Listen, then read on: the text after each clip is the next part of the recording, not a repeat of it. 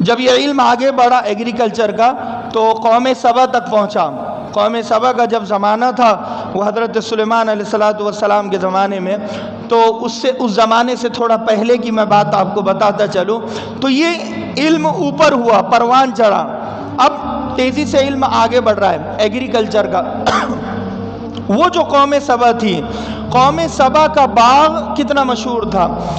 ایک شہر سے دوسرے شہر، یہ تقریباً 10 ایک ساتھ شہر شروع ہو جاتے، ختم ہو جاتے، مگر قوم سبا کا ایک باغ ختم نہ ہوتا. اتنے بڑے بڑے باغات قوم سبا کے اس زمانے میں تھے. تو اتنا یعنی فارورڈ ہوا ایگریکلچر کا علم. ایک زمانے میں مشکل سے غلہ اور اناج اگ رہا تھا.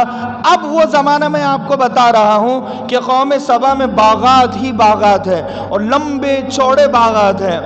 تفسیر میں مولانا اشرف علی تھانوی نے لکھا ہے کہ کم سے کم ایک باغ اندازاً انہوں نے اس کی تفسیر میں لکھا ہے کہ 400 فٹ جتنا، یعنی کہ جس کی رفتار ہوتی ہے اور جتنی لمبائی اور چوڑائی ہوتی ہے اتنا ایک ایک باغ ہوا کرتا تھا قوم سبا کا.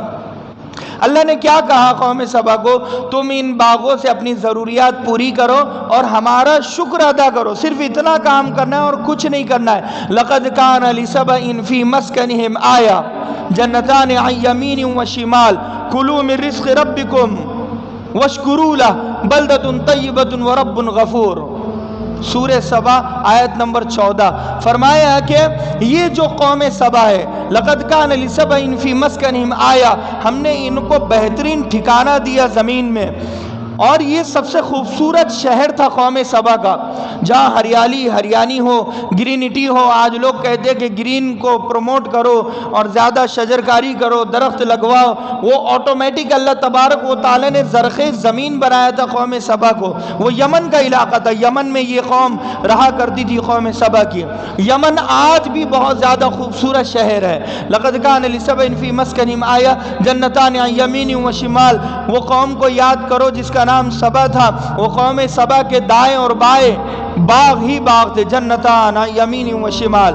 ہم نے صرف اتنا کہا ان باغوں کو دیکھو، اپنی ضروریات پوری کرو اور اپنے پروردگار کا شکر ادا کرو. فَأَعْرَضُوا، انہوں نے منع کر دیا، اگنور کر دیا، نظریں پھیر دی. جب وہ سفر پر رہتے تو باغوں کو دیکھ کر لوگ خوش ہوتے ہیں، گارڈن کو دیکھ کر لوگ خوش ہوتے ہیں، خوبصورت مناظر کو دیکھ کر لوگ خوش ہوتے ہیں. قوم سبا کا ریئیکشن یہ ہوا کرتا تھا، یہ باغ ختم کیوں نہیں ہوتے؟ ہمیں اور منظر دیکھنا ہے، ہمیں پہاڑوں کو دیکھنا ہے، جھیل کو دیکھنا ہے، سمندر کو دیکھنا ہے. سفر کا مزہ نہیں آ رہا. کاش اللہ تبارک و تعالی ان باغوں کو ختم کر دے، اس زمین کو بنجر بنا دے، یہ باغ جڑ سے ختم ہو جائے. وہ بددعائیں کرتے. فَأَعْرَضُوا فَأَرْسَلَ عَلَيْهِمْ. اللہ تبارک و تعالی فرماتا ہے کہ ہم نے ان کے اوپر ایک بڑا بند تھا، سیلاب تھا اس کے قریب. یہ معارب کا علاقہ تھا، وہاں سے پانی چھٹ کر ان کے باغوں میں آتا اور وہ باغ سیراب ہوا کرتے تھے اور سرسبز و شاداب ہوا کرتے تھے. اللہ تبارک و تعالیٰ نے کہا کہ ہم نے معارب کو حکم دیا، اس نے اپنے بند کو توڑا. وہ سمندر کو اللہ تبارک و تعالیٰ نے حکم دیا، وہ سمندر نے اپنی موجیں، ابھی اللہ نے حکم نہیں دیا تھا، وہ موجیں وہ بند کے نیچے نیچے لہلاتے ہوئے چلا کرتی تھی. اللہ تبارک و تعالیٰ نے کہا یہ ہماری ناشکری کرتی ہے، نافرمانی کرتی ہے، اپنی موجوں کو اوپر اٹھا. وہ سمندر معارب نے اپنی موجوں کو اوپر اٹھایا اور داخل ہوا وہ علاقے میں اتنی تیز رفتاری سے کہ وہ باغات بہ گئے، ساتھ میں قوم سبا کے گھر بہ گئے، قوم سبا کے لوگ بہ گئے. اللہ تبارک و تعالیٰ کہتا ہے وَمَزَّقْنَاهُمْ كُلَّ مُمَزَّقٍ، ہم نے ان کو ایسے تتر بتر کر دیا، مرتے دم تک باپ بیٹے کو نہ مل سکا، شوہر بیوی کو نہ مل سکی، اس لیے کہ انہوں نے ہماری نافرمانی کی تھی. خاندانوں کو خاندان بچھڑ گئے، الگ ہو گئے، جدا ہو گئے. ایسا وہ سیلاب آیا اور ڈبو کر ان کے باغوں کو اور ان کے گھروں کو اور ان کو لے کر گیا. قدر نہیں کی ہے اللہ تبارک و تعالیٰ کی نعمتوں کی.